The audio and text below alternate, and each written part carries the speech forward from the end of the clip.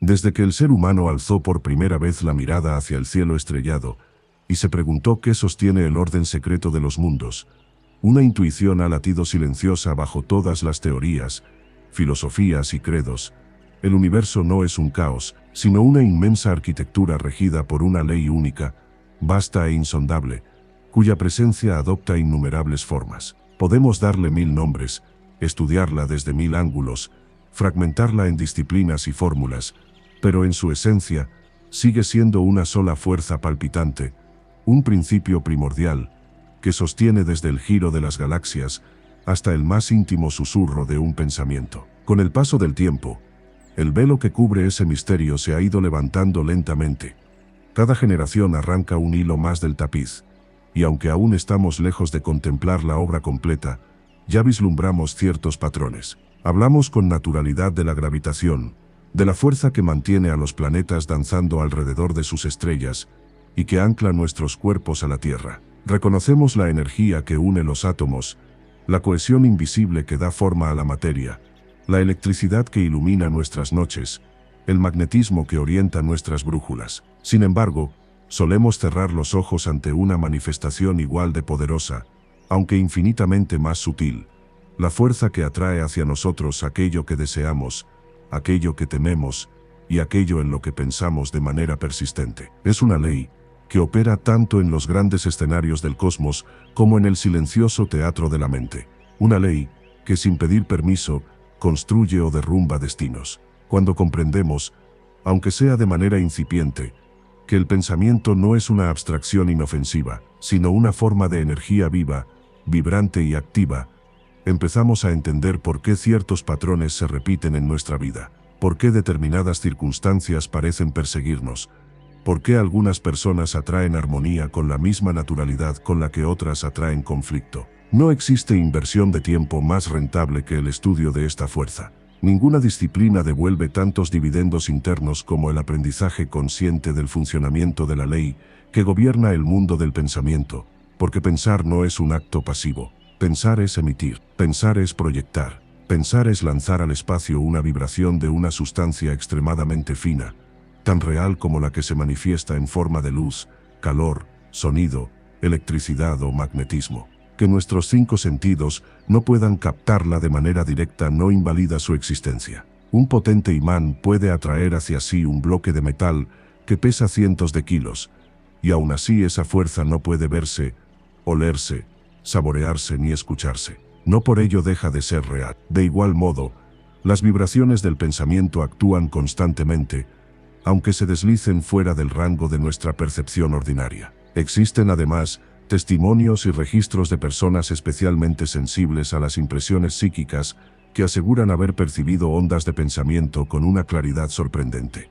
Y muchos, sin necesidad de poseer facultades extraordinarias, hemos experimentado esa sensación inequívoca de sentir el estado mental de otro, entrar en una habitación cargada de tensión, notar la presencia de alguien sereno aunque no pronuncie palabra, percibir una hostilidad muda o una calidez silenciosa. La telepatía, lejos de ser una fantasía extravagante, se revela como un fenómeno que apunta hacia una realidad más amplia de la que apenas comenzamos a tener conciencia. La ciencia misma ha insinuado una y otra vez que el espectro de vibraciones que percibimos es apenas una franja minúscula dentro de un océano inconmensurable. Entre los sonidos que podemos oír y las ondas que jamás llegarán a nuestros oídos, entre los colores que vemos y los que jamás percibiremos, se extienden abismos de movimiento que sugieren la existencia de otros planos de actividad. Si aceptamos que hay vibraciones que nuestros sentidos no registran, pero que los instrumentos sí, ¿por qué nos resultaría tan difícil aceptar que existen vibraciones para las cuales aún no hemos desarrollado los instrumentos adecuados? Durante siglos,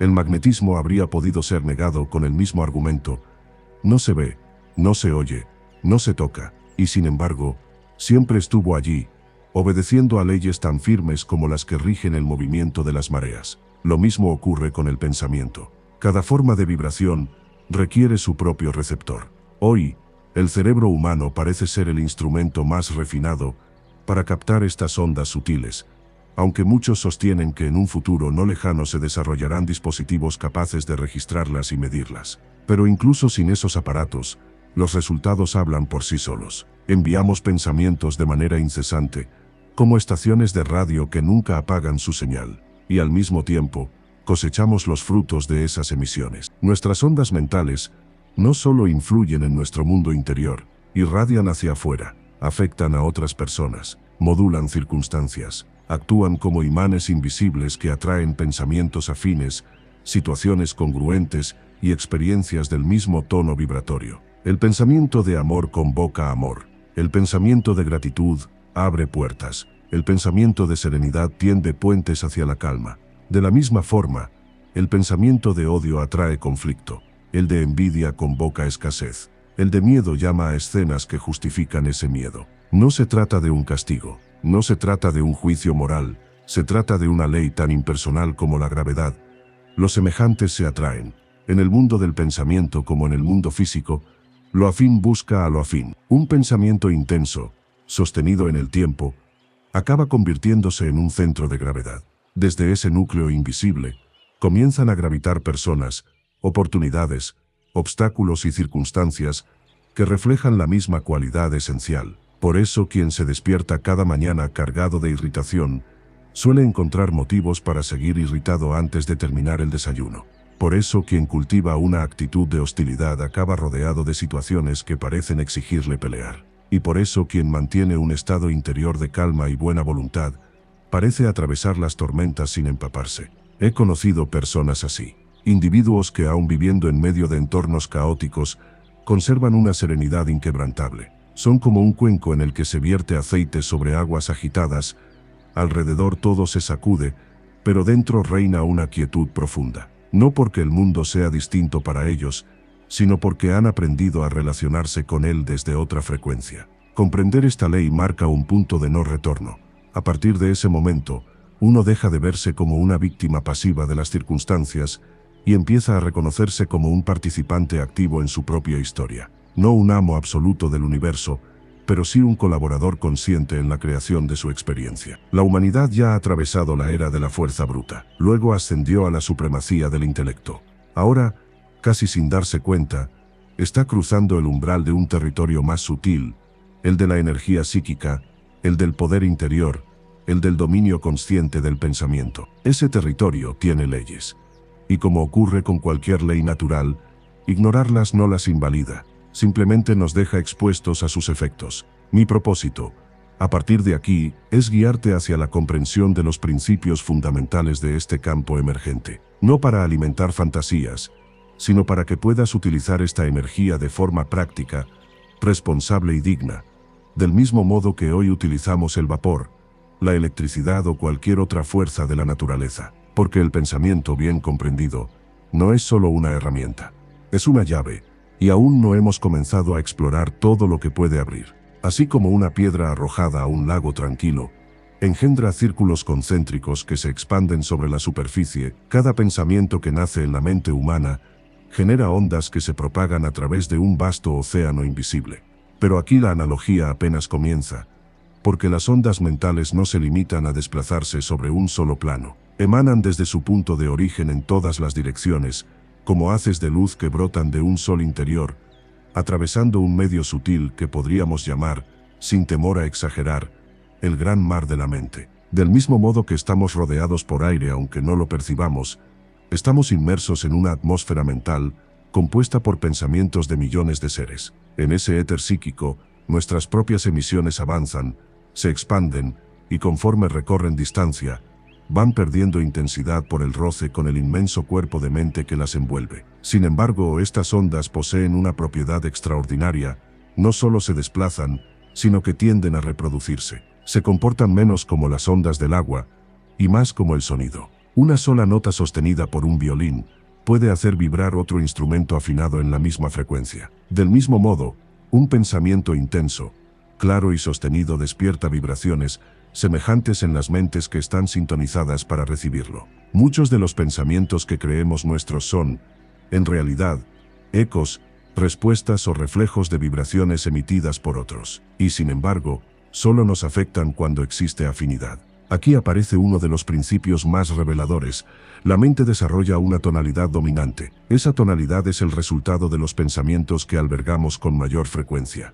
Si durante semanas, meses o años cultivamos ideas de valor, confianza, serenidad y propósito, nuestra mente adquiere un timbre particular, como un instrumento afinado en una clave elevada. Y una vez establecida esa afinación, comenzamos a captar, casi sin darnos cuenta, las vibraciones procedentes de otras mentes que operan en la misma clave. Si por el contrario nos habituamos a pensamientos de derrota, resentimiento, miedo o apatía, la mente desciende a una tonalidad baja y se vuelve receptiva a la enorme corriente de vibraciones similares que circulan constantemente por el mundo. Somos en gran medida la suma de lo que hemos pensado, y el equilibrio de nuestra vida está profundamente influido por las sugestiones que hemos recibido, ya sea a través de palabras, gestos, ejemplos, o por esa silenciosa transmisión mental que rara vez reconocemos, pero que siempre opera. Nuestra actitud mental general actúa como un filtro. Solo deja pasar aquello que está en armonía con su propia naturaleza. Los pensamientos discordantes apenas rozan la superficie de nuestra conciencia y se desvanecen, mientras que los afines penetran, se arraigan y crecen. Quien cree firmemente en sí mismo, quien mantiene una actitud de determinación y confianza, resulta casi inmune a las ondas de desánimo que emanan de otras mentes. Pueden pasar cerca, incluso atravesar su campo mental, pero no encuentran un punto de anclaje. En cambio, quien vive instalado en la duda y la autocrítica, ofrece un terreno fértil donde cualquier vibración negativa echa raíces con facilidad. Atraemos pensamientos ajenos del mismo orden que los nuestros. Quien piensa en términos de éxito empieza a resonar con otros que también piensan en éxito, y de ese intercambio invisible surgen ayudas, ideas, oportunidades y alianzas. Quien se recrea en el fracaso termina orbitando alrededor de quienes comparten esa misma narrativa, y cada uno refuerza el desaliento del otro. Quien busca lo malo en todo, encuentra abundantes pruebas de su teoría. Quien busca lo bueno descubre motivos para la gratitud, incluso en circunstancias difíciles. Vemos casi siempre aquello que estamos preparados para ver. La comparación con un receptor de radio es inevitable. En el aire flotan miles de señales simultáneas, pero el aparato solo reproduce la frecuencia a la que está sintonizado. Las demás pasan de largo, silenciosas. Exactamente lo mismo ocurre con la mente humana. Cuando nos sentimos abatidos, podemos estar seguros de que hemos descendido a una clave negativa. En ese estado no solo nos afectan nuestros propios pensamientos oscuros, sino que empezamos a captar otros de la misma naturaleza procedentes de personas que, sin saberlo, están atrapadas en ese mismo plano. Y cuando nos elevamos al entusiasmo, a la esperanza activa, a la energía creadora, comenzamos a recibir vibraciones de coraje, iniciativa y optimismo que parecen llegar como refuerzos invisibles. Esto se percibe con claridad al tratar con otras personas. Hay quienes nos drenan, hay quienes nos revitalizan. No siempre es cuestión de palabras. Es una cuestión de tono. La mente humana puede compararse con un teclado que abarca desde las notas más luminosas hasta las más sombrías, con una amplia gama de tonos intermedios. Cuando tocamos las teclas altas, nos sentimos vivos, fuertes, capaces. Cuando descendemos hacia las teclas bajas, nos sentimos pesados, inseguros, paralizados. En el extremo positivo del teclado mental, el individuo irradia fuerza. Su presencia inspira. Sus pensamientos, cargados de convicción, influyen en los demás y tienden a provocar cooperación, respeto o liderazgo natural. En el extremo negativo, la persona se vuelve pasiva, temerosa, dependiente. Su influencia es mínima. En lugar de marcar rumbo, es arrastrada por las corrientes ajenas. En los encuentros humanos, suele producirse un ajuste silencioso. Dos mentes miden su grado relativo de positividad. A veces el proceso es tan sutil que pasa desapercibido. Otras veces es tan intenso que se manifiesta en una sensación inmediata de afinidad o de rechazo. Podemos ser positivos para algunas personas y negativos para otras. Un padre puede ejercer una fuerte influencia positiva sobre su hijo y al mismo tiempo sentirse pequeño e inseguro ante su jefe. Estas posiciones no son fijas. Cambian, y cambian sobre todo cuando alguien aprende a elevar deliberadamente el tono de su propia mente. La buena noticia es esta: posees ese poder, puedes elevar tu tonalidad mental mediante el uso consciente de la voluntad. y también puedes dejarla caer por abandono, pereza o falta de dirección. La diferencia entre ambos estados no es destino, es entrenamiento. Es cierto que en la atmósfera mental del mundo abundan más las vibraciones negativas que las positivas. Basta con observar las noticias, las conversaciones cotidianas, las quejas habituales. Pero existe un factor compensador de enorme importancia. Un pensamiento positivo es mucho más potente que uno negativo. Tiene mayor capacidad de expansión, mayor fuerza de penetración y mayor poder de reproducción. Cuando elevas tu tono mental, no solo bloqueas una gran parte de las ondas depresivas, sino que empiezas a beneficiarte del inmenso caudal de pensamiento positivo generado por hombres y mujeres que en todos los rincones del mundo trabajan por superarse, crear y aportar valor. Aquí se encuentra uno de los secretos detrás de las afirmaciones y la autosugestión. Las palabras, por sí solas, no poseen magia. Su verdadero valor reside en que ayudan a establecer nuevas actitudes mentales y a elevar el tono vibratorio. Son herramientas de afinación. Tanto si somos conscientes como si no, siempre nos estamos afirmando algo. Quien afirma con convicción, puedo hacerlo, empieza a desarrollar las cualidades necesarias para lograrlo y al mismo tiempo, se sintoniza con pensamientos de apoyo procedentes de otras mentes afines. Quien repite, interna o externamente, no puedo, voy a fracasar, sofoca las corrientes de ayuda que surgen de su propio subconsciente y se conecta con la vasta red de pensamientos de derrota que circula por el mundo. No es una exageración decir que muchas personas viven rodeadas de oportunidades invisibles que no pueden percibir porque su mente está sintonizada en otra frecuencia. Por eso es fundamental aprender a elevarse por encima del plano inferior del pensamiento, a subir, deliberadamente, a las habitaciones altas de la mente. Desde allí, no solo eres menos vulnerable a las vibraciones negativas, sino que entras en contacto con una esfera más clara, más fuerte, más constructiva. Mi propósito es enseñarte a utilizar pensamiento y voluntad como instrumentos conscientes, a que puedas tocar la nota positiva cuando lo necesites. No se trata de vivir permanentemente en un estado de tensión heroica. Eso sería antinatural y agotador. Tan importante como saber afirmar es saber relajarse. Tan importante como emitir es saber recibir. Cuando afirmas, expresas tu poder. Cuando te vuelves receptivo, aprendes. Un ser humano completo sabe alternar ambos estados con sabiduría. Sabe cuándo ser maestro y cuándo ser alumno. Sabe cuándo dirigir y cuándo escuchar. Y este equilibrio, aparentemente simple, es una de las claves más profundas del verdadero dominio interior. El ser humano posee una sola mente, pero dentro de ella habita un universo entero de facultades. Cada una cumple funciones específicas, aunque ninguna opera de forma aislada. No existen muros nítidos que separen unas de otras, sino transiciones suaves, como los colores del espectro que se funden entre sí, sin que podamos señalar con exactitud dónde termina uno y comienza el siguiente. La mente es una orquesta, no una colección de instrumentos solitarios. Cada facultad, además, puede actuar en dos direcciones distintas, de forma activa o de forma pasiva.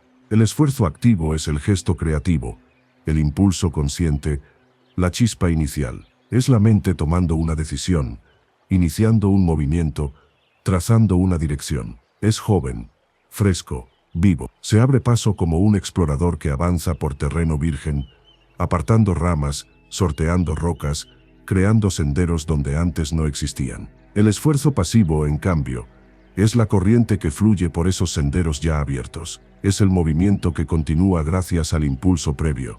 No crea por sí mismo, pero sostiene, repite, ejecuta y prolonga lo que ya fue puesto en marcha. Cuando hoy decides conscientemente adoptar una idea, un comportamiento o una actitud, estás actuando desde la función activa. Pero si repites esa acción suficientes veces, acabará convirtiéndose en automática. Pasará a manos de la función pasiva. Y a partir de ese momento, seguirá ejecutándose con poco o ningún esfuerzo consciente. Así nacen los hábitos. Un pensamiento o un acto que en su origen exigió voluntad, atención y determinación, termina funcionando como si tuviera vida propia. Avanza impulsado por la inercia del pasado. Por eso resulta tan sencillo adquirir ciertos hábitos y tan difícil abandonarlos. La función pasiva no distingue entre lo que te beneficia y lo que te perjudica. Su misión no es juzgar, sino continuar. La función activa, en cambio, sí posee el poder de crear, cambiar o destruir. Puede generar una nueva pauta de pensamiento, Puede modificar una antigua. Puede neutralizar una corriente establecida mediante la emisión de vibraciones más intensas. Cuando alguien decide seriamente cambiar, lo que hace en realidad es introducir un nuevo impulso activo que entra en conflicto con un impulso pasivo ya existente. Al principio el hábito antiguo parece más fuerte, porque lleva tiempo acumulando energía, pero cada repetición consciente del nuevo patrón añade fuerza a la nueva corriente, hasta que un día se invierten las tornas, lo nuevo se vuelve automático, y lo viejo se debilita. Este principio explica por qué la transformación personal nunca es instantánea, pero siempre es posible. La mente funciona como un sistema de rieles invisibles. La función activa puede construir nuevas vías. La función pasiva hará circular los trenes por aquellas vías que existan. De ahí la enorme importancia de elegir con cuidado qué vías estamos construyendo cada día. A menudo varias facultades mentales colaboran para producir una sola acción. Resolver un problema complejo puede requerir memoria, razonamiento, imaginación, voluntad y percepción trabajando al unísono. Algunas de estas facultades pueden actuar de forma activa, mientras otras operan pasivamente, aportando material previamente almacenado. Cuando enfrentamos una situación nueva, casi siempre necesitamos recurrir al esfuerzo activo. Cuando realizamos una tarea familiar, la función pasiva se encarga de gran parte del trabajo. Por eso conducir un automóvil resulta agotador al principio y casi automático con el tiempo. Por eso aprender un idioma exige enorme concentración al comienzo y luego fluye con naturalidad. La naturaleza entera parece regirse por una tendencia fundamental. Todo organismo busca aquello que satisface sus necesidades y favorece su desarrollo. Esta inclinación ha sido llamada apetencia, impulso vital o fuerza de conservación. Pero en esencia, es una forma de impulso mental pasivo heredado, transmitido a lo largo de incontables generaciones. Incluso en el reino vegetal, se observan manifestaciones sorprendentes de esta tendencia. Las raíces buscan agua. Los tallos se orientan hacia la luz. Algunas plantas muestran movimientos que parecen auténticas elecciones rudimentarias. No se trata de inteligencia en el sentido humano, pero sí de una forma elemental de respuesta a estímulos, un tipo de intelección pasiva que obedece a impulsos profundamente arraigados. En formas vegetales más elevadas, aparecen indicios de algo más, una tenue sombra de acción independiente, una especie de esbozo de voluntad. En el reino animal, este fenómeno se intensifica. Los animales poseen un alto grado de funcionamiento pasivo, instintos, reflejos, hábitos heredados. Pero también exhiben en distintos grados capacidad de elección, aprendizaje y adaptación. Muchos animales demuestran una inteligencia práctica que en ciertos aspectos puede compararse con la de un niño pequeño o con la de seres humanos poco desarrollados intelectualmente. Esto sugiere una verdad profunda. La diferencia entre los niveles de vida no es de naturaleza sino de grado. La mente, en todas sus expresiones, parece seguir el mismo esquema fundamental, impulsos antiguos que fluyen automáticamente y chispas nuevas que de tanto en tanto encienden direcciones inéditas. Comprender esta dinámica cambia por completo nuestra relación con nosotros mismos. Dejamos de vernos como víctimas de una personalidad rígida y empezamos a reconocernos como arquitectos en proceso. Entendemos que gran parte de lo que somos hoy es el resultado de impulsos pasados, pero también que cada pensamiento consciente que elegimos sostener está sembrando el carácter que seremos mañana. La función activa es el cincel. La función pasiva es la piedra que va tomando forma. Y aunque el golpe inicial sea pequeño, con suficiente constancia puede esculpir una obra completamente nueva. Del mismo modo que el cuerpo de un niño, antes y después de nacer, reproduce en miniatura las grandes etapas de la evolución física de la especie, la mente humana manifiesta, desde sus primeras expresiones hasta la madurez, las fases de la evolución mental. Nada en nosotros surge de la nada. Cada facultad es el resultado de un larguísimo proceso de desarrollo, pulido por edades incontables. El ser humano, como forma de vida más elevada conocida hasta ahora en este planeta, exhibe el grado más alto de intelección pasiva y al mismo tiempo una capacidad de intelección activa muy superior a la de los animales inferiores. Sin embargo, dentro de la propia humanidad, los niveles de ese poder varían enormemente. Y aquí conviene desmontar una confusión común.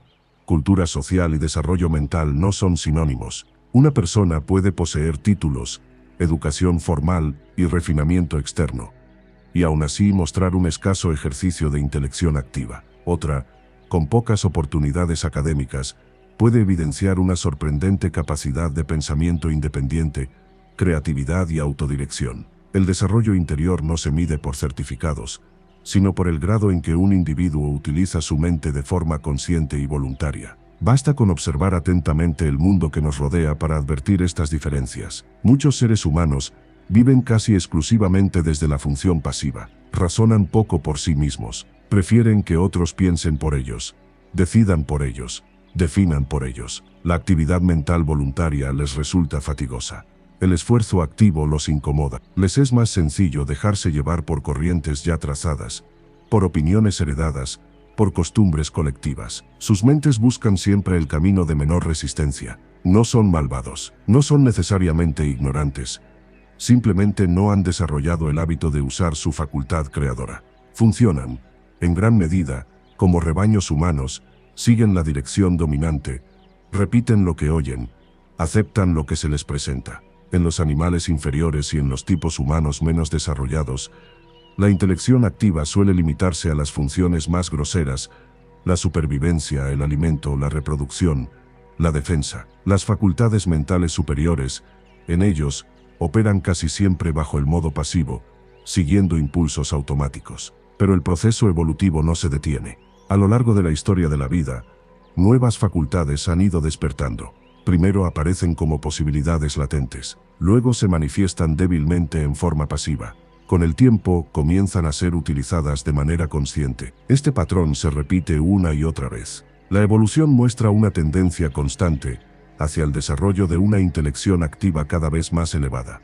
Y este progreso no es accidental. Está impulsado por la fuerza vibratoria originaria de la causa primera y reforzado por una atracción ascendente hacia niveles más altos de expresión. En otras palabras, existe en el ser humano una presión interna que lo empuja a crecer. Hoy nos encontramos en una etapa singular. Una etapa en la que comienzan a emerger potencias mentales que hasta hace poco permanecían dormidas. Al principio, estas capacidades aparecen de manera pasiva: intuiciones más finas, sensibilidad ampliada, percepciones sutiles, una comprensión más profunda de uno mismo y de los demás. Pero algunas personas ya han llevado estas facultades a un grado de desarrollo notable.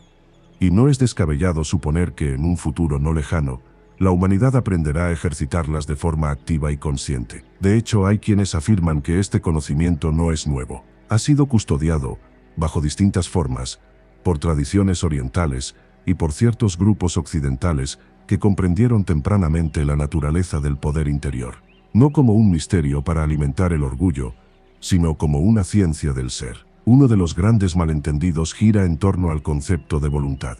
Solemos hablar de fortalecer la voluntad, como si fuera una entidad débil que necesita ser musculada. Pero la voluntad en su esencia ya es poderosa. No necesita refuerzo. Lo que necesita es un instrumento preparado para recibirla. Ese instrumento es la mente. El verdadero trabajo no consiste en fabricar más voluntad, sino en educar la mente para que reconozca, acepte y ejecute las sugerencias de la voluntad. La voluntad es la expresión externa del yo soy, del núcleo más íntimo del ser. Su energía fluye constantemente, como una corriente eléctrica que recorre un cable.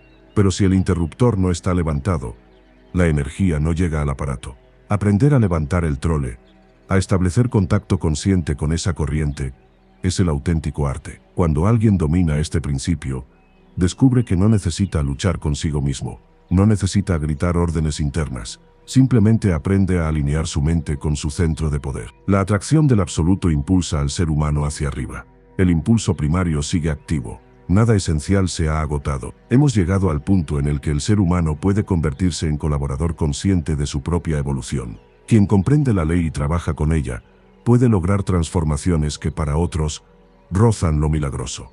Quien la ignora, tropieza una y otra vez con las mismas limitaciones, sin comprender por qué. El individuo que conoce las leyes de su ser mental, desarrolla sus potencias latentes con inteligencia. No desprecia sus funciones pasivas, las utiliza para aquello para lo que están mejor diseñadas. Las programa, las entrena, las convierte en aliadas. Y cuando fallan, no se desespera. Las regula, ajusta el rumbo, introduce nuevos impulsos activos, aprende del proceso. Sabe que el verdadero ser que habita en su interior es el soberano, Sabe que tanto la mente activa como la pasiva son herramientas. Sabe que él no es sus hábitos, ni sus miedos, ni sus impulsos automáticos. Ha desterrado de sí el miedo fundamental, el miedo a no ser suficiente, y en su lugar ha descubierto algo mucho más grande: libertad. Se ha encontrado a sí mismo. Ha reconocido, más allá de toda duda intelectual, la verdad silenciosa que vibra en el centro de su existencia: yo soy. Construir la mente no es una metáfora poética, es una realidad cotidiana. Cada pensamiento que albergas, cada emoción que consientes, cada imagen que sostienes en tu interior coloca un ladrillo más en la estructura de tu mundo mental. Lo sepas o no, lo quieras o no, estás edificando tu mente a cada instante. La mayoría de las personas realizan esta labor de forma inconsciente. Permiten que otros piensen por ellas. Absorben opiniones, estados de ánimo, miedos y creencias como una esponja abierta. Pero hay quienes, en determinado punto de su camino, desarrollan la capacidad de mirar un poco más hondo. Perciben que existe un taller interno, y al descubrirlo, deciden convertirse en artesanos conscientes de su propia mentalidad. En ese momento dejan de ser simples herederos de su programación y pasan a ser autores de su carácter. Dejan de estar a merced de sugestiones externas. Se reconocen como dueños de sí mismos, afirman el yo, y al hacerlo exigen obediencia a las facultades subordinadas. El yo es el soberano de la mente. La voluntad es su instrumento. Detrás de todo ello existe, sin duda, una realidad aún más vasta. Una voluntad universal que impregna el cosmos. Pero la voluntad individual mantiene con ella un vínculo mucho más estrecho de lo que solemos imaginar. Cuando el ser inferior es conquistado y el yo se establece firmemente en su lugar, se crea un canal más claro entre ambas, y a través de ese canal fluye un poder que transforma. Resulta absurdo hablar de manifestar grandes potencias mientras se vive como esclavo de humores, pasiones descontroladas, apetitos ciegos o pensamientos indignos. No se trata de demonizar la naturaleza humana, ni de predicar un ascetismo rígido que niegue la vida. El ascetismo extremo suele ser, en realidad, una confesión de debilidad. Aquí no se habla de negación, sino de gobierno, autodominio. Desde una perspectiva más elevada, el verdadero ser es el único soberano. El resto son instrumentos, útiles, necesarios, pero subordinados. Todas las fuerzas son buenas cuando se las domina. Ninguna lo es cuando se convierte en tirana. Mientras permitas que tus impulsos inferiores den órdenes, seguirás siendo su prisionero. Solo cuando el yo asciende al trono y empuña el cetro de la voluntad, cada cosa ocupa su lugar natural. No se condena a quien aún vive bajo el dominio de su naturaleza inferior. Se encuentra en una etapa de evolución, y ascenderá cuando esté preparado. Pero este mensaje está dirigido a quienes ya sienten el llamado interior, a quienes presienten que algo dentro de ellos merece gobernar. Durante demasiado tiempo, muchos han permitido que súbditos rebeldes expulsen al rey de su trono. Han tolerado que el reino mental sea regido por emociones caóticas, apetitos desordenados y pensamientos destructivos. La voluntad ha sido relegada. El deseo inferior ha usurpado el poder.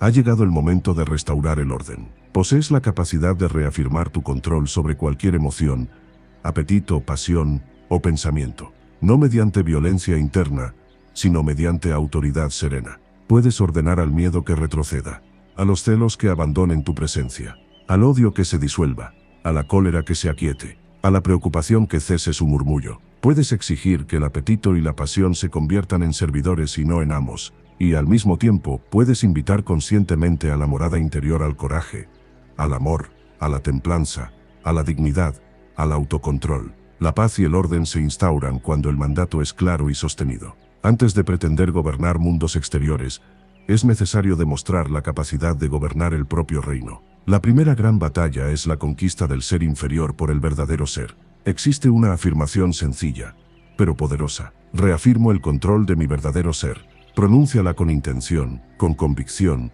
con presencia. No como un loro mecánico, sino como un soberano que reconoce su autoridad. Repítela durante el día. Repítela en momentos de tentación. Repítela cuando surja la duda.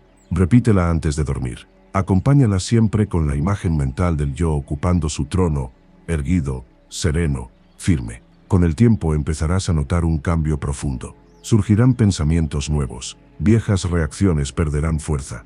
Situaciones que antes te dominaban comenzarán a parecerte manejables. Sentirás, poco a poco, que el timón vuelve a tus manos. El pensamiento sostenido tiende a convertirse en acción. La acción repetida tiende a convertirse en carácter. Y el carácter acaba convirtiéndose en destino. Ejercítate. Cuando sientas que la ira quiere estallar, recuerda quién eres. Afirma el yo. Observa cómo el tono interno desciende. Cuando te sientas herido u ofendido, elévate por encima de la sensación. Cuando aparezca el miedo, recuerda que el verdadero ser no tiembla. Cuando surjan los celos, sonríe desde tu naturaleza superior. No discutas con tus impulsos inferiores. Ordénales. No les concedas el trono. Al principio puede parecer difícil. Todo hábito antiguo se resiste. Pero la perseverancia trae una satisfacción que pocas cosas igualan: la alegría silenciosa de saberse libre. Has sido esclavo durante bastante tiempo. Ahora es la hora de tu liberación. Si practicas con fidelidad, dentro de un año mirarás atrás y apenas reconocerás a quién fuiste. Sonreirás con una mezcla de compasión y gratitud. Pero el precio es claro. Esfuerzo consciente, disciplina amable, determinación sostenida. No es una tarea para espíritus tibios. Es la obra de hombres y mujeres que han decidido convertirse en lo que realmente son. Aunque los psicólogos discrepen desde hace más de un siglo sobre la naturaleza última de la voluntad, hay un punto en el que todos coinciden: existe, y es poderosa. Nadie pone en duda que una voluntad firme puede atravesar obstáculos que parecen insalvables, doblegar circunstancias adversas y convertir lo improbable en posible. Sin embargo, la mayoría de las personas se queda atrapada en una paradoja curiosa. Admiran la voluntad fuerte, sueñan con poseerla, pero rara vez hacen algo serio por desarrollarla. Suspiran, se lamentan, se justifican, y ahí termina todo. Quienes han profundizado de verdad en este tema saben que la voluntad, con todas sus reservas ocultas, puede cultivarse, disciplinarse, orientarse y refinarse del mismo modo que cualquier fuerza de la naturaleza. No importa qué teoría adoptes acerca de su esencia, si practicas con inteligencia, obtendrás resultados. Personalmente, sostengo una idea que a algunos les resulta extraña, pero que la experiencia confirma una y otra vez: todo ser humano posee, en potencia, una voluntad formidable. No es la voluntad la que es débil, es la mente la que no está entrenada para utilizarla. En las regiones más elevadas de la mente de cada persona, existe un inmenso depósito de energía volitiva, esperando ser canalizado. La corriente fluye constantemente, como electricidad recorriendo un cable. El problema no es la falta de energía. El problema es que el interruptor suele estar apagado. Levantar ese interruptor mental es el verdadero arte. Tu pequeña batería personal está conectada a una central inmensa, la fuerza de voluntad universal. El suministro es inagotable. Lo único que determina cuánta energía puede manifestarse a través de ti es la calidad del instrumento, es decir, tu mente. No necesitas aceptar esta teoría al pie de la letra para beneficiarte de la enseñanza. Basta con que entrenes tu mente para permitir que la fuerza de voluntad se exprese con mayor libertad. Si lo haces, descubrirás algo extraordinario. No solo accederás a una potencia mayor, sino que empezarás a manifestar talentos, capacidades y recursos internos cuya existencia ni siquiera sospechabas. Este es el auténtico secreto de la voluntad. Una determinación tibia no crea nada. Una resolución vacilante se evapora ante el primer obstáculo, pero una decisión ardiente, clara, implacable, convierte a los hombres y mujeres ordinarios en gigantes silenciosos. Muchos sienten en lo profundo que si pudieran ejercer su voluntad harían maravillas. Y es cierto. El problema es que casi nunca alcanzan el punto real de decisión. Lo postergan, lo rodean con excusas. Dicen algún día, y ese día jamás llega. Instintivamente sabemos que la voluntad existe. Percibimos su poder, pero nos falta la energía emocional suficiente para activarla. Así que preferimos flotar con la corriente hasta que aparece un dolor lo bastante grande como para obligarnos a reaccionar. Entonces, de pronto, surge la voluntad. Cuando alguien está a punto de perder la vida, descubre fuerzas que jamás imaginó. Cuando una madre ve amenazado a su hijo, despliega un coraje que arrasa con todo. Cuando una persona siente que puede perder al gran amor de su vida, encuentra una determinación feroz. ¿De dónde salió esa voluntad? Siempre estuvo allí. La voluntad sigue la estela de un deseo intenso. Si realmente quieres algo, acabarás encontrando la fuerza para ir tras ello. Si no la encuentras, la verdad, aunque incomode, es que no lo deseas lo suficiente. Muchas personas dicen, quiero hacerlo, pero no tengo fuerza de voluntad. No es cierto. Lo que ocurre es que, en el fondo, quieren otra cosa más. Quieren comodidad. Quieren evitar el esfuerzo. Quieren evitar el precio. El problema no es la voluntad, es la pereza mental. Detente un momento y examina tu propio caso con honestidad brutal. No te preguntes qué dices que quieres. Pregúntate qué estás dispuesto a hacer. Dispones de un enorme almacén de voluntad esperando que lo utilices.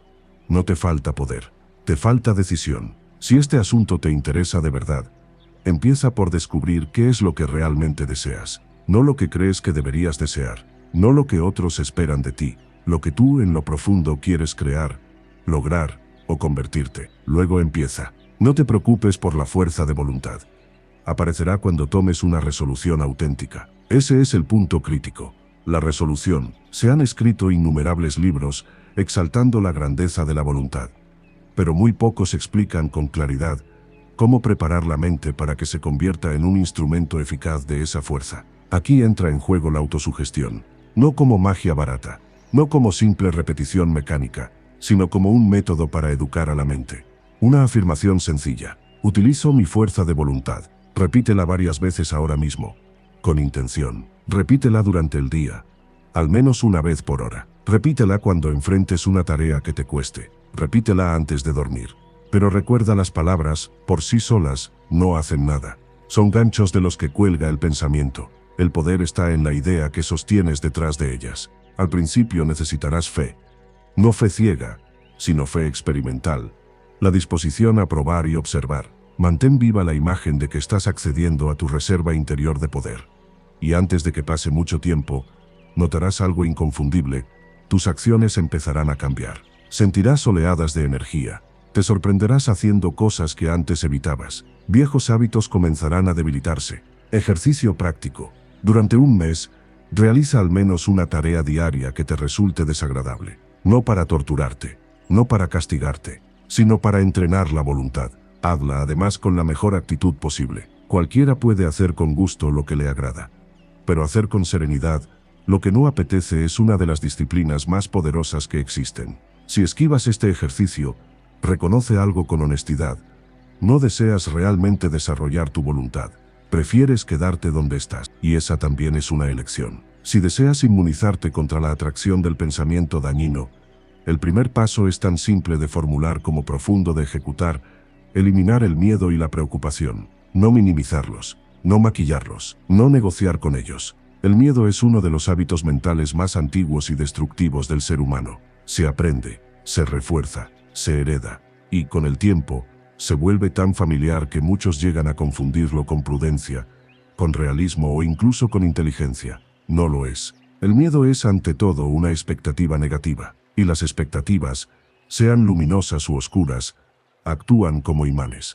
Quien alberga deseos intensos, sostenidos por esperanza, confianza y serenidad, empieza a atraer personas, circunstancias, oportunidades y recursos que favorecen su realización, no por milagro, sino por afinidad vibratoria. De la misma manera, quien teme algo con intensidad, pone en marcha fuerzas que, tarde o temprano, terminan conduciéndolo hacia aquello mismo que teme. A los ojos de la ley, esperar con miedo y desear con ansiedad son prácticamente lo mismo. Ambos son enfoques cargados de energía. La ley no distingue entre quiero y temo.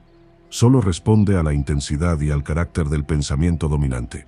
Por eso la forma más eficaz de superar el hábito del miedo no consiste en luchar directamente contra él.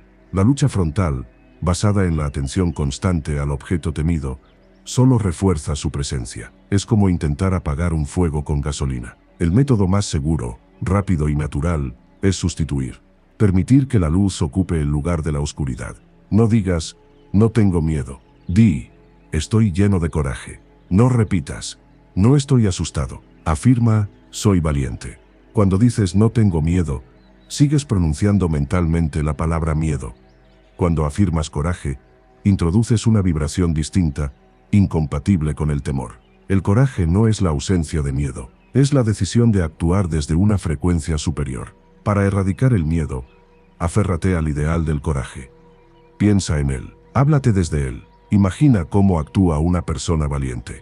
Mantén esa imagen frente a tu mente hasta que se convierta en tu tono habitual. Comprende profundamente estas verdades. El miedo paraliza. El coraje moviliza. La precaución excesiva jamás ha construido grandes destinos. La audacia inteligente sí.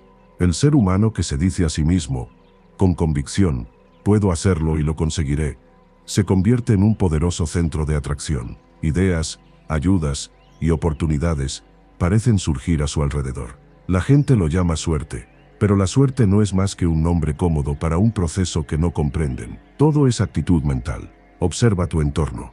¿Has conocido a alguien verdaderamente exitoso que no posea, en el fondo de su ser, una firme creencia en su capacidad? Y observa también al que repite: no puedo, es demasiado difícil, tengo miedo. Aunque posea talento, rara vez lo desarrolla. No porque carezca de dones, sino porque su actitud mental bloquea su manifestación. La actitud positiva saca a la superficie poderes latentes. La actitud negativa los mantiene enterrados. No malgastes tu energía mental. Deja de atraer fracaso, conflicto, escasez y desarmonía. Empieza ahora. Permite que tu pensamiento dominante sea: puedo hacerlo y lo conseguiré. Piénsalo, repítelo, siéntelo, vívelo. Habita en ese plano. Y sin darte cuenta, comenzarás a percibir cambios en tu forma de actuar, en tu manera de ver, en tus resultados. Te unirás a la legión silenciosa de quienes creen en sí mismos. Te sentirás mejor, actuarás mejor, verás mejor, serás mejor. El miedo es la raíz de una familia entera de males: preocupación, odio, celos, resentimiento, cólera, descontento, fracaso. Arranca la raíz, y el resto se marchita. Por eso, la conquista del miedo es uno de los pasos más importantes en el dominio consciente del pensamiento. Mientras el miedo te gobierne, no podrás utilizar tu poder interior en plenitud. Decide hoy mismo que este intruso debe marcharse, sin pactos, sin concesiones, sin excusas. Al principio parecerá difícil. Todo hábito antiguo lucha por sobrevivir, pero cada vez que te enfrentas al miedo y eliges el coraje, el primero se debilita y tú te fortaleces. Deja de alimentarlo. El miedo no puede vivir en una atmósfera de pensamientos osados. Llena tu mente de ideas audaces, nobles y elevadas, y el miedo se extinguirá por inanición. Mientras el miedo susurre: ¿y si? Tal vez, no puedo, no podrás desplegar tus velas. Pero cuando lo arrojes por la borda, cada centímetro de tu ser captará el viento favorable. Empieza a hacer, poco a poco, algunas de las cosas que harías si no tuvieras miedo. Actúa como si ya fueras valiente. Afirma el coraje. Sostén el coraje. Practica el coraje. Te sorprenderá comprobar cómo una actitud mental transformada despeja obstáculos que antes parecían inamovibles. Delante de ti hay innumerables posibilidades esperando a que te quites el yugo del miedo. Reafirma osadamente el yo y su poder. Y recuerda siempre esta verdad simple y liberadora: lo único que hay que temer es al miedo, y ni siquiera a él, porque es un cobarde, y huye cuando le plantas cara. La preocupación es hija directa del miedo, y cuando el miedo muere, la preocupación se queda sin alimento y se marchita por sí sola. Esta verdad es antigua como la humanidad, pero tan actual como el latido de tu corazón, porque es una de esas lecciones que jamás se agotan y que necesitamos recordar una y otra vez. Existe una creencia muy extendida y profundamente errónea, según la cual, sin preocupación, nadie podría realizar grandes obras. Algunos incluso sostienen que la preocupación es necesaria para estimular el interés y empujar a la acción. Nada podría estar más lejos de la verdad. La preocupación jamás ha creado nada, jamás ha construido nada, jamás ha salvado a nadie. Por el contrario, se erige como un freno constante en el camino del logro. Lo que mueve al ser humano es el deseo. Lo que sostiene el esfuerzo es el interés. Cuando deseas algo con intensidad, te interesas profundamente en su realización. Empiezas a observar oportunidades donde antes veías vacío. Tu mente subconsciente comienza a trabajar, silenciosa pero incansablemente, arrojando a la conciencia ideas, intuiciones, conexiones, estrategias. El deseo es fértil. La preocupación es estéril. Puede parecer que, en ocasiones, la desesperación empuja a las personas a actuar. Pero incluso en esos casos, no es la preocupación la que produce el cambio. Es el deseo de salir del dolor. Es el anhelo ardiente de una condición mejor. Cuando alguien dice: no lo soporto más, voy a cambiar, ha dejado atrás la preocupación y ha entrado en el terreno del deseo activo. La preocupación se limita a gemir. El deseo se pone en pie. La preocupación es negativa y consumidora. El deseo es positivo y creador.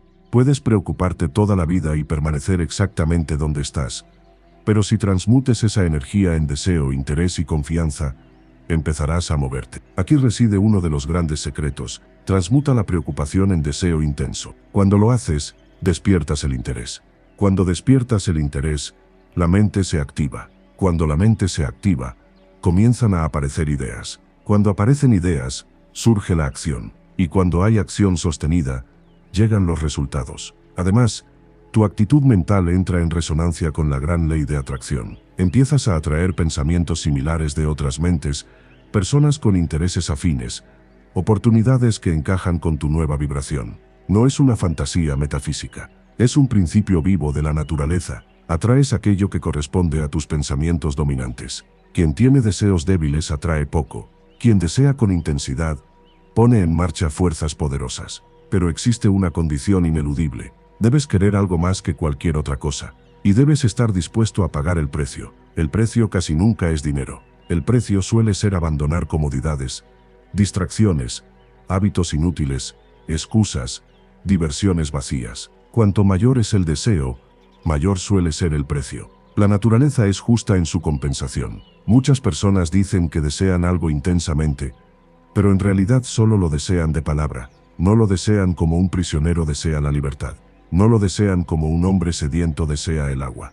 No lo desean como alguien que se ahoga desea aire. Observa lo que han hecho hombres encarcelados que ansiaban la libertad. Atravesaron muros, cavaron túneles, soportaron sufrimientos inimaginables. Ese es el estándar del deseo auténtico. Cuando una persona desea algo con esa intensidad, los obstáculos empiezan a parecer pequeños. La llave que abre las grandes puertas es simple: deseo, confianza, voluntad. El miedo asfixia el deseo. La preocupación drena la energía vital. Hubo momentos en mi propia vida en los que el miedo intentó apoderarse de todo: esperanza, interés, ambición. Pero cada vez que decidí enfrentarme a mis dificultades con coraje, ocurrió algo curioso: las cosas empezaron a hacerse más fáciles. A veces la dificultad desaparecía, a veces aparecía un medio para sortearla, a veces surgía una ayuda inesperada. Y tras superarlo, me preguntaba, ¿de qué tenía tanto miedo? No es magia, es ley. Muchas personas preguntan, ¿está bien no preocuparse? ¿Pero qué hacemos con todos los posibles obstáculos futuros? La respuesta es sencilla: dejar de imaginar desgracias. La mayoría de las cosas por las que te preocupas nunca suceden. Muchas de las que sí suceden llegan en forma más suave de lo que esperabas. Y casi siempre cuando aparece un problema, también aparece alguna ayuda. El futuro no solo contiene desafíos, también contiene soluciones. Existe un viejo dicho lleno de sabiduría: Dios no solo atempera el viento para el cordero esquilado, sino que también prepara al cordero para el viento. No llegan juntos el frío y la esquila. Hay tiempo para adaptarse. Se ha dicho, con razón, que 9/10 partes de las preocupaciones tratan sobre cosas que nunca ocurren, y que la 10ª restante se refiere a asuntos de poca importancia. Entonces, ¿por qué gastar hoy la energía que necesitarás mañana? No luches contra la preocupación, sustitúyela. Aprende a concentrarte en algo útil, inmediato, constructivo. Cuando tu atención está ocupada en pensamientos luminosos, la preocupación no encuentra espacio para instalarse. La mente llena de pensamientos oscuros no puede crear planes. La mente llena de pensamientos claros empieza a producir soluciones. Mantén una actitud mental correcta. Los pensamientos alegres atraen cosas alegres. Los pensamientos luminosos atraen circunstancias luminosas. La preocupación las repele. Cultiva el hábito del pensamiento positivo, y verás cómo, poco a poco, todo empieza a colocarse en su sitio. Tus pensamientos pueden ser tus servidores más fieles, o tus amos más tiránicos. No existe un punto intermedio estable. Lo que decidan ser depende, exclusivamente, de lo que tú permitas. Se te concedió una mente para que la uses, no para que ella te use a ti. Y, sin embargo, más de la mitad de la humanidad vive como esclava de cualquier pensamiento errático que tenga a bien presentarse en su conciencia. Ideas sin orden, imágenes sin control, recuerdos inútiles, temores sin fundamento, deseos contradictorios, una multitud caótica ocupando el trono interior. Pocos comprenden que existe un arte. El arte del control mental. La clave de ese arte es una palabra sencilla pero poderosa: concentración. Cuando aprendes a concentrarte, comienzas a gobernar. La mente es una maquinaria prodigiosa. Cuando se dirige correctamente, trabaja con una eficiencia asombrosa. Cuando se deja a su aire, desperdicia energía, se recalienta, se desgasta y produce poco. Observa lo que ocurre cuando te concentras de verdad en una tarea. Excluyes lo demás. La mente converge. Las ideas se ordenan. La fricción disminuye. Todo parece fluir con mayor rapidez y claridad. Eso no es casualidad, es ingeniería mental. El buen ingeniero sabe cuándo poner el motor en marcha y cuándo detenerlo. No mantiene la caldera al máximo cuando no hay nada que hacer. No sigue alimentando el fuego por inercia. Apaga la máquina y la deja descansar. Muchas personas cometen el error de mantener su motor mental funcionando día y noche. Se acuestan pensando en problemas. Duermen con preocupaciones. Se despiertan con las mismas cargas. Luego se preguntan por qué están agotadas, irritables, sin energía. El desgaste no proviene del trabajo. Proviene del trabajo inútil. Quien conoce las leyes del control mental, aprende a reducir la velocidad de la mente cuando es necesario. Aprende a apagar el motor. Y esto es más fácil de lo que parece. No luches contra un pensamiento indeseable. No intentes expulsarlo a la fuerza. Cuanto más te dices no debo pensar en esto, más lo mantienes presente. La mente solo puede concentrarse en una cosa a la vez. Así que el método es simple. Dirige tu atención hacia otra cosa. Algo distinto. Algo neutro o constructivo. Mantén ahí la atención mediante un pequeño esfuerzo de voluntad. Hazlo varias veces y comprobarás cómo el pensamiento intruso se disuelve por falta de atención. Este principio, practicado con constancia, transforma la vida. Pero el control mental, aunque fundamental, no es suficiente. Hace falta algo más. Hace falta vida. Muchos seres humanos existen, pero no viven. Respiran, caminan, trabajan, comen, duermen. Pero por dentro están apagados, sin ambición, sin fuego, sin entusiasmo, sin interés real. Con esa actitud, no se llega a ninguna parte. La vida exige participación. Este no es un escenario para muertos vivientes. Es un campo de acción para seres despiertos. Debes permitir que la fuerza vital fluya en ti y se exprese sin obstáculos. No consientas que las pequeñas molestias del día, ni siquiera los grandes problemas, te roben la energía esencial. Reafirma la vida en tu interior.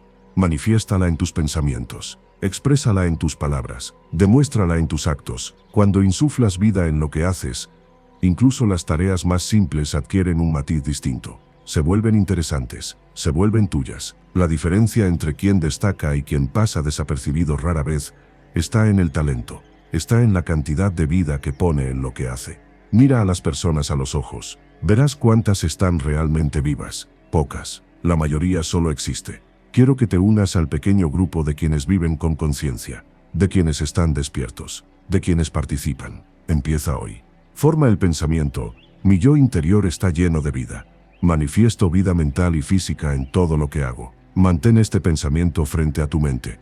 Repítelo al despertar. Repítelo al acostarte. Repítelo al mediodía. Repítelo siempre que lo recuerdes. Al menos una vez por hora. Crea una imagen mental de ti mismo lleno de energía, luminoso, vital, despierto. Cuando inicies una tarea, di interiormente, estoy vivo, y luego demuéstralo con tu actitud.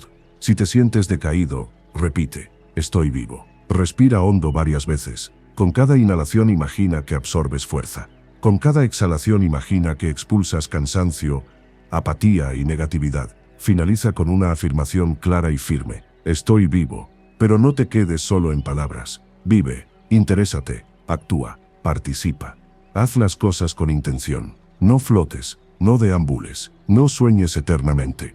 Entra en materia y vive. Formar la mente del hábito es, en realidad, aprender a esculpir el propio destino. Uno de los grandes psicólogos de la historia expresó una verdad que cuanto más se medita, más monumental se vuelve. El objetivo supremo de la educación es convertir nuestro sistema nervioso en un aliado, no en un enemigo. Dicho de otro modo, lograr que aquello que nos conviene hacer se vuelva fácil, automático, casi inevitable, y que aquello que nos perjudica encuentre cada vez más resistencia para manifestarse. La clave es simple en su formulación, aunque profunda en su aplicación. Debemos volver habituales, lo antes posible, todas las acciones útiles que podamos, y evitar con extremo cuidado las que resulten dañinas. Cada hábito es un sendero mental. Cuantas más veces caminas por él, más marcado queda. Cuanto más marcado queda, más fácil resulta recorrerlo. Y cuanto más fácil resulta, menos consciente necesitas ser para transitarlo. Así nace el poder del hábito, y también su peligro. Cuando decides adquirir un nuevo hábito o abandonar uno antiguo, no puedes hacerlo con tibieza. No sirve el veremos qué pasa. No sirve el intentaré. Debes lanzarte con una iniciativa intensa, clara y decidida, como si tu vida dependiera de ello. Y durante el periodo inicial, no debes permitir excepciones, ni una, porque cada excepción es una grieta, y toda grieta termina convirtiéndose en una fractura. La primera oportunidad de actuar conforme a una resolución es sagrada. Si la dejas pasar, debilitas el impulso. Si la aprovechas, lo refuerzas. Este principio es bien conocido por quienes estudian la mente. El verdadero objetivo es trasladar los impulsos correctos a la mentalidad subconsciente para que se conviertan en automáticos en una segunda naturaleza. Tu subconsciente es un inmenso almacén. En él se guardan sugestiones procedentes de ti mismo y de los demás. Es un terreno fértil. Crece todo lo que siembres. Por eso, si te acostumbras a realizar determinadas acciones, puedes estar seguro de que tu mente subconsciente comenzará a facilitarte su ejecución. Al principio costará. Luego costará menos. Después casi nada. Y finalmente, se hará sola. Ese es el momento en que el hábito ha echado raíces. El problema es que este mismo proceso funciona tanto para los hábitos buenos como para los malos. De ahí la importancia de la vigilancia. Hoy puede parecer inofensivo hacer cierta cosa, mañana también. Pero pasado mañana, quizá ya seas prisionero de ello. Una pregunta sencilla puede servirte como brújula.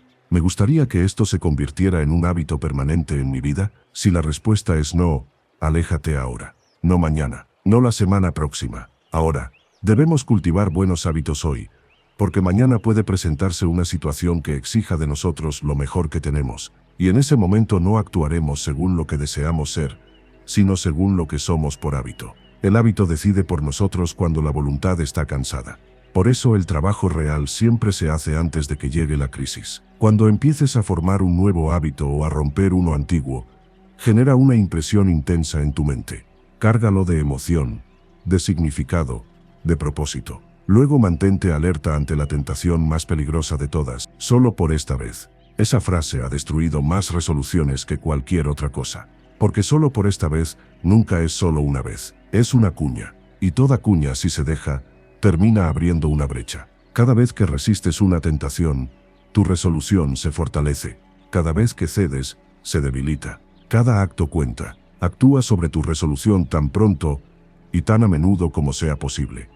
Cada vez que conviertes un pensamiento en acción, refuerzas el patrón. Cada vez que lo refuerzas, lo acercas un paso más a la automatización. La mente ha sido comparada con una hoja de papel doblada. Una vez que se pliega en cierta dirección, tiende a volver a plegarse por el mismo sitio. Ese pliegue es un hábito. Si quieres cambiar la forma, debes crear un nuevo pliegue. Al principio cuesta, el papel se resiste, pero con repetición, el nuevo pliegue se impone. Así ocurre con la mente. Tu tarea es crear los pliegues correctos. No es un trabajo espectacular, no es dramático, no suele ser aplaudido, pero es uno de los trabajos más poderosos que un ser humano puede realizar. Porque quien gobierna sus hábitos, gobierna su vida. Cuando hablamos de erradicar estados mentales indeseables, solemos imaginar una lucha directa, expulsar, reprimir, aplastar. Sin embargo, existe un método más inteligente, más natural y, sobre todo, más eficaz. No se trata tanto de destruir, sino de reemplazar. La mejor manera de eliminar una emoción negativa es cultivar, con paciencia y constancia, la emoción directamente opuesta. La mayoría de las personas se identifica por completo con sus emociones. Dicen, yo soy así, como si un estado pasajero fuera su esencia. Creen que sus sensaciones las gobiernan, que son fuerzas inmutables ante las cuales solo cabe rendirse. Esa creencia es falsa. Las emociones no son amos, son productos, son hábitos. La psicología moderna ha demostrado que el ser humano puede convertirse en el arquitecto de su mundo emocional. Puede desarrollar nuevas rutas internas, nuevas tendencias, nuevas disposiciones. Puede, en términos prácticos, crear nuevas células cerebrales funcionales, nuevos circuitos que favorecen reacciones más sanas, más útiles, más elevadas, y del mismo modo, puede permitir que las viejas rutas asociadas a pensamientos y emociones destructivas se atrofien por desuso. Lo que no se utiliza, se debilita. Lo que se utiliza, se fortalece.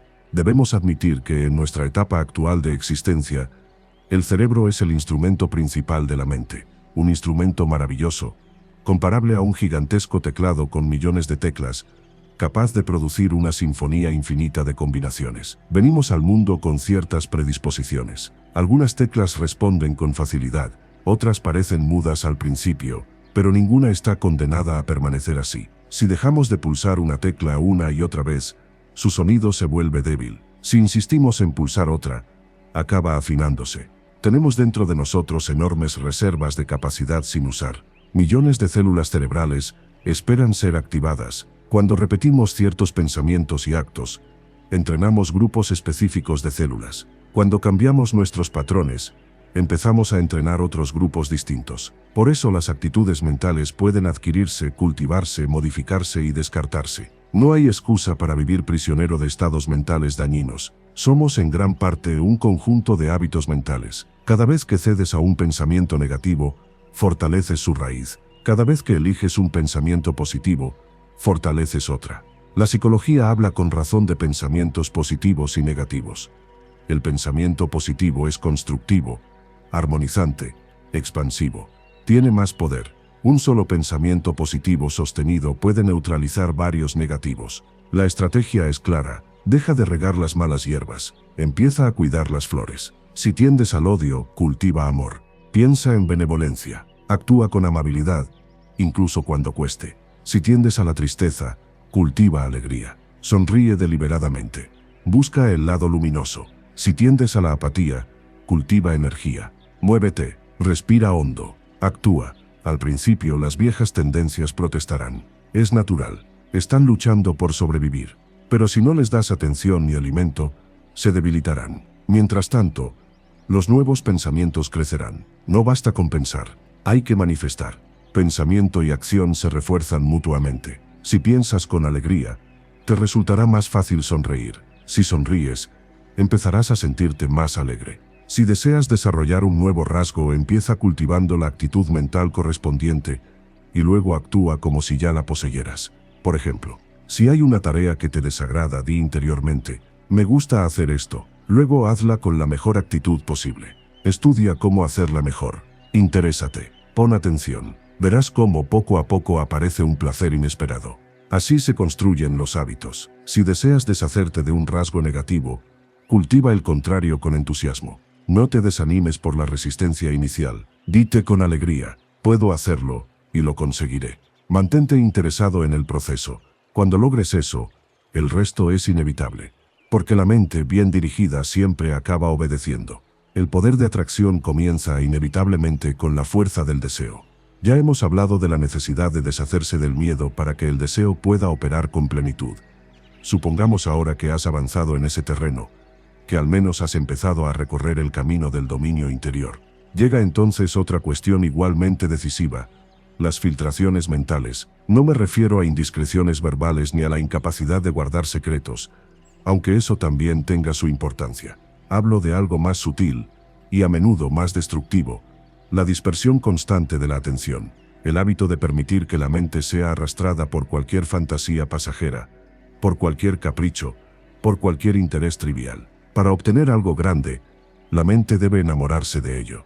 No basta con quererlo, no basta con pensar que estaría bien. Debe convertirse en un objeto de amor mental. Debes sentir por tu meta algo muy parecido a lo que siente una persona enamorada por el ser amado. No me refiero a una obsesión enfermiza, sino a una devoción tranquila, persistente, profunda. Un hombre enamorado puede cumplir con sus obligaciones, disfrutar de la vida, conversar, reír, trabajar, pero en el fondo de su ser, existe una constante silenciosa: para mí, solo hay una mujer. Y todas sus acciones, consciente o inconscientemente, se orientan hacia construir un futuro con ella. Así debe ser tu relación con aquello que deseas lograr. No se trata de convertirte en un fanático que rechaza todo lo demás. La mente necesita variedad, descanso, esparcimiento, pero sí debes estar tan identificado con tu objetivo central que todo lo demás ocupe un segundo plano. El deseo verdadero es estable. No es hoy sí y mañana no. No es entusiasmo de una semana. No es una ráfaga emocional. Es una llama sostenida. Ese tipo de deseo exige lealtad. El éxito es celoso. Exige devoción. Si un hombre coquetea constantemente con docenas de posibilidades, ninguna se queda con él. Si una persona dispersa su energía en 1000 direcciones, ninguna de ellas recibe suficiente fuerza como para prosperar. La fuerza mental opera mejor cuando está concentrada. La mente subconsciente trabaja, sobre todo, de acuerdo con el deseo predominante. Cuando una pasión rectora ocupa el centro, la mente empieza a organizar, combinar, conectar, calcular y diseñar en segundo plano. Planes surgen de la nada. Ideas aparecen sin aviso. Soluciones emergen en momentos inesperados. Y la persona suele exclamar, «¡Qué suerte he tenido!». No es suerte. Es el trabajo silencioso de una mente enamorada de su objetivo. Cuando dispersas tu fuerza mental, el subconsciente no recibe instrucciones claras, no sabe qué es lo que realmente quieres. Y, al no saberlo, no puede ayudarte con eficacia. Además, quien mantiene demasiados intereses al mismo nivel fracasa en activar plenamente el poder de atracción. No logra colocarse en la corriente adecuada. No entra en contacto con las personas, circunstancias y oportunidades que vibran en torno a una pasión definida. He observado este principio en mis propios asuntos. Cuando mi mente permanece fiel a mi línea principal de trabajo, las cosas fluyen, los proyectos avanzan, las oportunidades aparecen. Pero cuando permito que distracciones externas me aparten de ese eje, no pasa mucho tiempo antes de que los resultados se resientan. Todo parece perder vitalidad. Alguien podría decir que la causa es simple. Dejé de atender ciertos detalles. Y en parte es cierto, pero también he visto situaciones en las que no había nada concreto que hacer. Casos en los que la semilla ya estaba sembrada y solo debía madurar. Y aún así, cuando retomé el pensamiento consciente sobre el asunto, la semilla pareció despertar y empezar a brotar. No se trata de forzar a otras personas con pensamientos dirigidos. No se trata de manipular. Se trata de algo más simple y más puro. Reconocer internamente que posees algo valioso. Sentir gratitud por ello. Desear sinceramente que otros puedan beneficiarse. Ese estado mental, por sí mismo, parece revitalizar todo el proceso. Cuando amas lo que haces, cuando crees en su valor, cuando te entusiasma su existencia, te colocas automáticamente en una corriente de atracción favorable. Las personas adecuadas empiezan a notarte. Las circunstancias empiezan a alinearse. Los caminos comienzan a abrirse. Pero todo parte de una condición esencial. Un deseo claro. Un interés profundo. Una devoción estable. Debes decidir cuál es tu gran pasión. No cuál suena bien. No cuál impresiona a otros. No cuál deberías tener. Sino aquella que enciende algo real dentro de ti. Y una vez que la identifiques, entrégate a ella con dignidad. Ámala, protégela, aliméntala, porque aquello que amas de verdad acaba encontrando el modo de manifestarse en tu vida. Si algo de esto te hizo mirarte por dentro, cuéntamelo en los comentarios. ¿Qué idea te sacudió más y cuál vas a aplicar primero? Suscríbete y activa las notificaciones para no perderte los próximos audiolibros y comparte este video con alguien que necesite reenfocar su mente. Aquí construimos una comunidad de escucha profunda, claridad y transformación, capítulo a capítulo.